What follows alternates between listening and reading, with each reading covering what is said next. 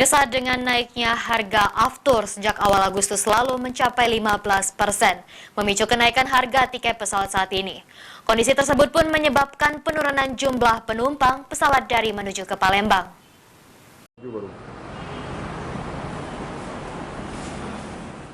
Dikemukakan oleh Air Operator Sertifikat Sumatera Selatan yang juga manajer distrik Sriwijaya Air Sumatera Selatan bahwa maskapai tidak melakukan kenaikan tarif harga tiket pesawat.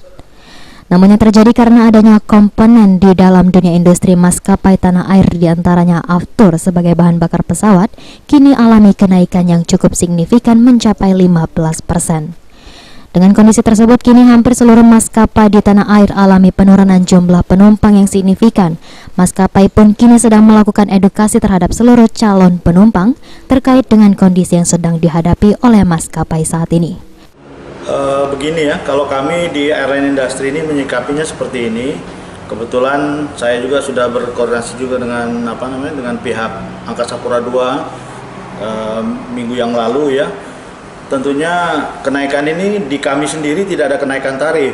Jujur kami katakan tidak ada kenaikan tarif, yang ada hanya kenaikan aftur, fuel surcharge. Jadi sekarang pemerintah sudah menerapkan kenaikan aftur sebesar 15% fuel surcharge dari basic fare. Basic fare kami yang ada di masing-masing subclasses yang ada di airline itu sendiri, seperti itu. Jadi untuk kenaikan tarif tidak ada, akan tapi fuel surcharge yang kami berikan kepada kepada masyarakat untuk saat ini, seperti itu. Fuel surcharge itu apa sih Pak maksudnya Pak? Fuel surcharge ini begini, jadi komponen yang ada di dalam airline industry itu hampir 45%, 40-45% adanya di sana. Jadi biaya untuk konsumsi aftur bahan bakar itu yang terjadi kenaikan saat ini, seperti itu. Jadi akibatnya, dampaknya harga naik, mau tidak mau seperti itu. Harga totali semuanya ya, termasuk ya harga airpotek, kan ada beberapa bandara juga airpoteknya yang naik. Jadi ya itu, jadi komponen-komponennya seperti itu. Jadi ada airpotek, ada aftur, fuel surcharge itu sendiri, dan itu sudah disahkan oleh DPR untuk dinaikkan seperti itu. Dengan adanya kenaikan ini Pak, mungkin ada tak dampak bagi dunia penerbangan Pak? Pasti, karena orang melihat, makanya kami berusaha untuk mengedukasi masyarakat bahwasanya tarif tidak ada kenaikan, akan tapi adanya fuel surcharge yang ada penambahannya.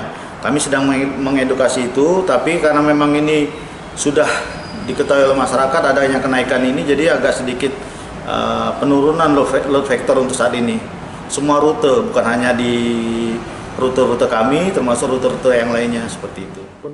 Sejauh ini diungkapkan oleh Yudo, jumlah penumpang dari dan menuju ke Palembang sendiri turun hanya di kisaran 1.000 sampai 1.500 penumpang dari biasanya yang mencapai 3.000 penumpang perharinya. Firman Hia, PAL TV.